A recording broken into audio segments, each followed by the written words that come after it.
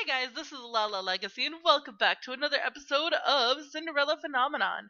So, let's jump right back in. Jurian laughs, and I scowl at her. Oh, shoot.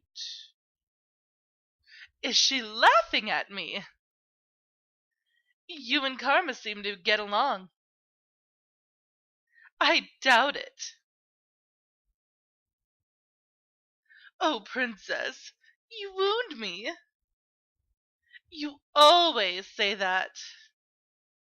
You wound me where Jurian's blade cannot. Something flashes in Jurian's eyes as she readies her sword again. Karma stands ready as Jurian rushes at him with her sword. Uh-huh. Oh, here we go. Their swords clash again.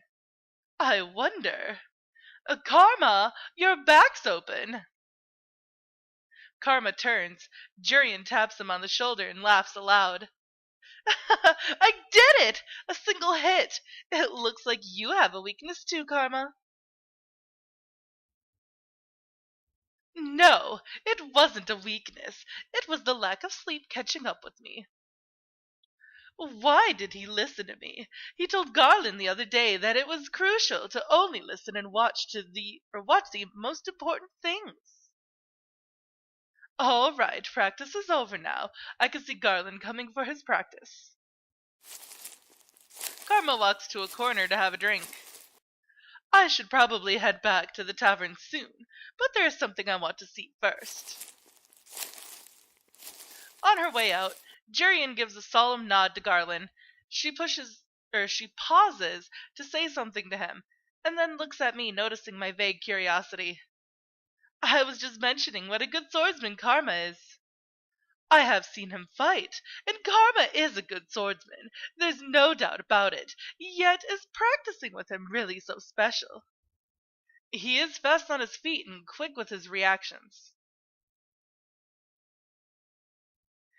He is an excellent person to train under, even better than most of the commanders in the palace.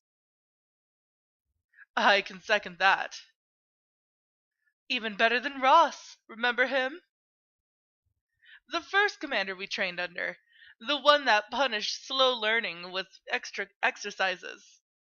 You always had to do more exercises than I did. Something about you being distracted.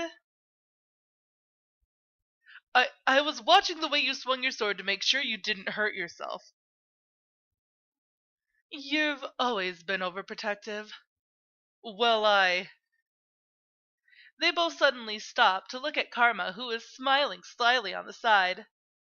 Why does he have that look on his face? Well, that's a sign. We can't keep the commander waiting. Garland shakes his head, his expression snapping back into something more serious. Right. The two exchange quick farewells before Jurian waves and steps out of the clearing, leaving Garland with Karma. You're in a dress today. Are you two really so opposed to hurting me when I'm in a dress, or are you worried about ruining it? No. It's just so strange. You move so well, even in a long dress. But yes, Jurian did mention almost stepping on it once. Impossible! I am the picture of elegance. Of course, sir. Karma shrugs Garland's comment off. The two ready their swords, then get right into practice. Jurian has taken over Garland's patrol now, so that Garland can get in some practice time.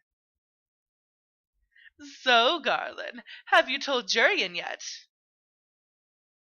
Aww. No.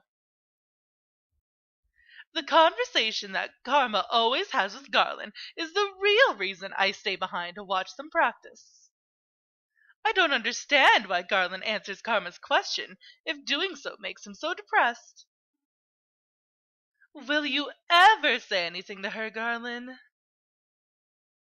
Why don't you just confess to her already?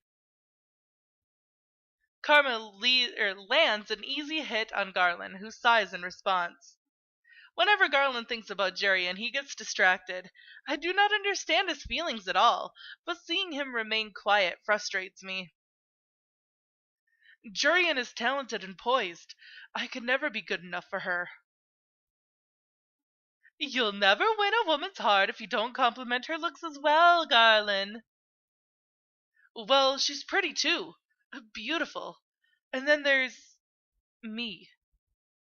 Aren't they both knights? Haven't they been training together for a long time? Just say something to her. Like, okay, real talk here, guys. So, if you like somebody, seriously, just say something. Don't be all so melodramatic and drag it out for such a long time or make a big deal out of it. No, if you like somebody, just fucking say something because you never know unless you ask. And if they say no, who cares? It's a no. You can always take another no. And if they do say no, just let it go and move on with your life. Seriously, it's literally that simple. Like, some people can argue, oh, but the feelings fade, people. Seriously, if somebody is not interested in you, okay, whatever, they're not interested. Leave it be. You cannot control how they feel, so don't try, because that's stupid. Anyways, just say something to her. Will I? All you ever do is talk about her. Even Karma says your concentration is lacking because she is always on your mind. So just tell her. If she does not like you back, then that's it. If she doesn't like me back... Confessions are hard, princess, very tedious. You are only saying that because because you're dramatic about everything. The very nature of love is dramatic, darling. No, it's not, actually. But enough idle chatter, sir. Let us continue our training. I end up staying longer than I intended. By the time I consider returning to the tavern, Garland and Karma are wrapping up for the night. I have a question for Karma, so I wait until Garland leaves and approach him. You're still here, princess. Were you seeking out alone time with me by chance? I have a question for you that every day, I have enough of that every day when we run errands. I just have a question for you. You always come to the right person. Oh, what can I do for you, Princess Melody? You ask Garland the same question every time you train, and he always tells you that he cannot confess. Karma nods in acknowledgement, but his attention is on his sword. He inspects it carefully before sheathing it. It frustrates me. You're frustrated.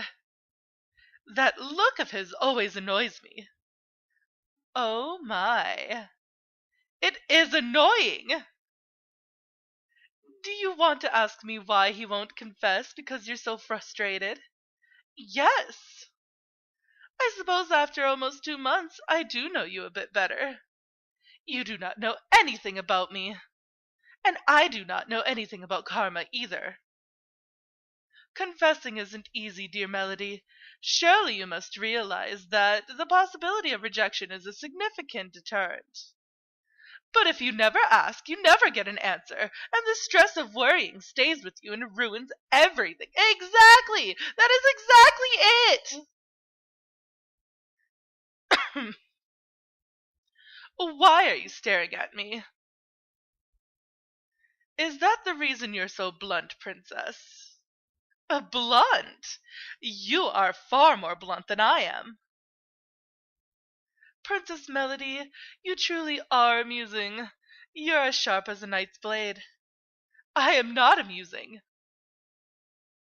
That is a matter of opinion, darling. He really is insufferable. And yet, I still come to him for advice. The scariest part of confession is the possibility of rejection. Can you imagine loving someone and then finding out that they don't feel the same way about you? My thoughts shift to the king. My chest tightens. Princess Melody. Okay, now that's something different. Because the king is her father. And father is family. Family is supposed to be there for you. Family is supposed to be the ones that love you. That is completely different. I really hope that they touch on that because that makes me so mad.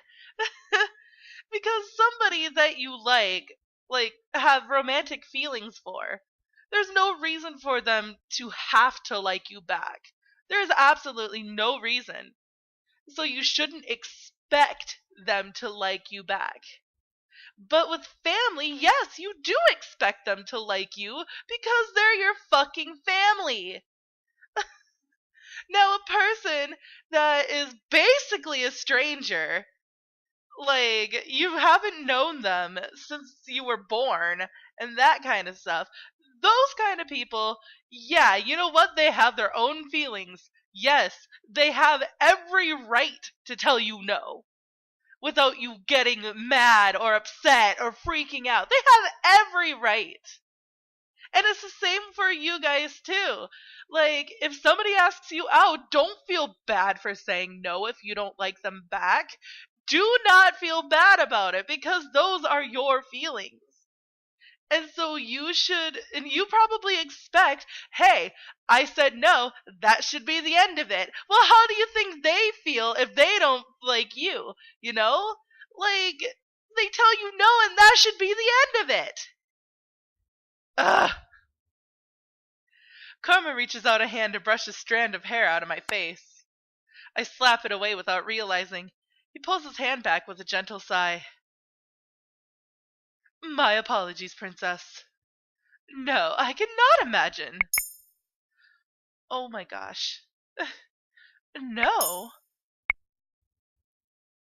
Loving someone and finding out they do not feel the same way. I always knew my father never loved me. My understanding is different from what Karma is referring to. Besides, I no longer hold any love in my heart for the king. I have already given up hope on him. Right? It is good that you haven't experienced a rejected love, Princess. It is one of the worst feelings. Karma asks to be alone, so I return to the tavern by myself that night. Oh my goodness. Colette! Oh, hello!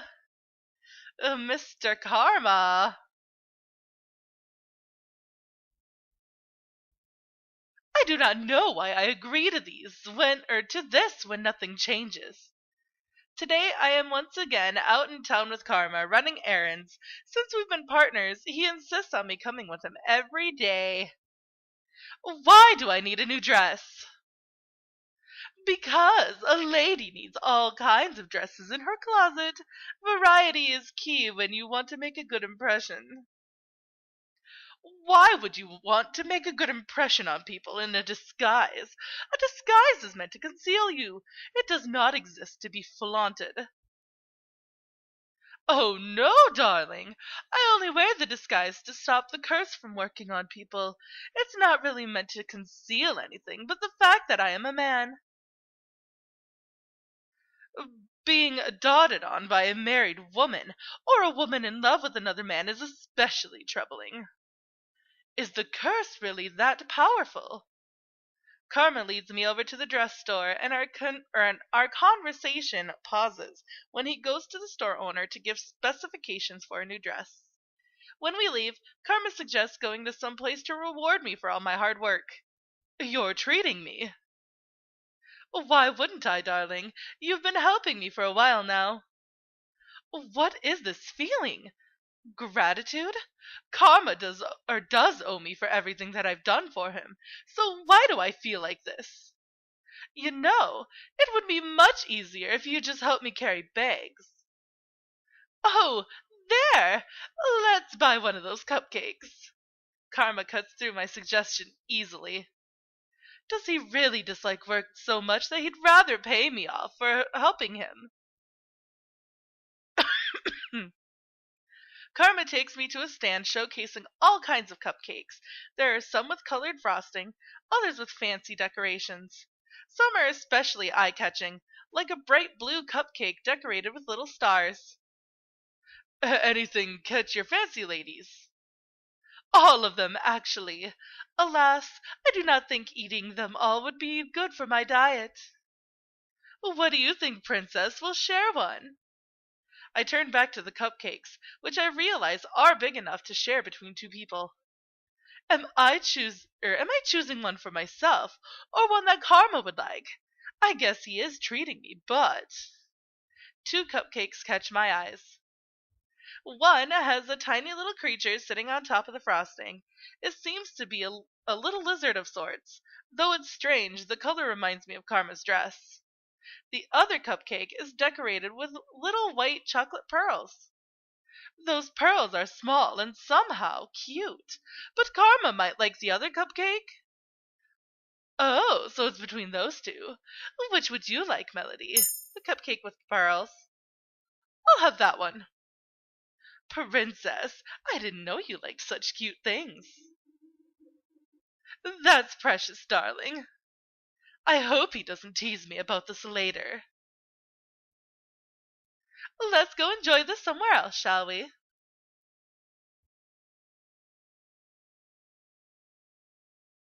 Karma leads me to the middle of the plaza, and the two of us find a table. He walks off to get a fork and a knife before returning and handing a set to me. Do we really need a knife and fork to eat a cupcake? So, we got your dress, and you distracted me with cupcakes, we were talking about your curse. Were we? It's not an interesting topic. I was glad that we had gotten off that tangent, to be honest. Why don't you like to talk about it? You have your secrets just as I do, Princess. But the whole point of pairing up is to help each other with our curses. Princess, you want to help me? Only because it is necessary, and that I help him so he can help me. I haven't made any progress helping you, though. You said you would provide me with opportunities. I'm not very good at that, am I? I'm sorry, Princess. Well, I don't think I've done anything for you either. But, Princess, you've been helping me for the last few weeks. Whether or not it is an obligation, you are still good company. Good company? No one has ever told me that before. They only chide me for being difficult to speak with. Karma starts cutting the cupcake. His knife slides through the frosting and cake with ease. I've definitely never seen such refined manners for a simple dessert. What was your life like before the curse, Princess? No, it's not necessary, but I am curious. Oh my goodness. Would I be doing a good deed in telling him? I don't think so. How would we trade off fact for fact? Or how about we trade off fact for fact? You give me a story today, and I'll give you one tomorrow. What makes you think I'm interested in your life? Well, you do keep asking me about my curse. Only because we're working on breaking our curses. Okay then. We won't talk about the past or any secrets. We could talk about this cupcake instead. What? Why does he always insist on changing the topic? Can we please just get back on our subject at hand? Yes, this cupcake. If you insist on sharing a story for a story, then I will tell you something about me. Oh? You didn't seem the type to want to share. I normally do not see any reason for sharing things about my past, no. Mother once told me that to confide in someone else was a weakness. But more than that, I was always worried that others would judge me. No one has ever wanted to listen to me. I know enough about others' opinions of me to know that they think I am the one at fault. Always. I won't judge you, Princess. I mean, I wouldn't judge you for not wanting to say anything to me. I divulge nothing to you after all. A story for a story. That is the deal, right? I expect you to keep it. Or, rather, a fact for a fact. It is not like I have to tell him everything, just something about myself. I will tell you about my life at the palace. It's not as if it's a secret, though I doubt Karma would understand. Ever since Mother died, the palace has been a cold place. Why the surprise? Is it because you see Melanie and Rod and assume we are all one big happy family? I do have to admit that Princess Melanie seems quite gentle. Prince Rod is quiet, and he seems like an honorable man. When I saw you and the princess at the dress store, Princess Melanie seemed very nice, is she not? Her kindness is fragile at best. She tries far too hard for it to be genuine. Her insistence is irritating. I have never wanted to be friends with her. But that is all the time that I have for this episode, guys. So if you liked it, please give it a big thumbs up down below. And if you haven't already, subscribe. By subscribing, you're becoming part of a legacy. I love you guys so much, and I will see you in the next video. Bye-bye!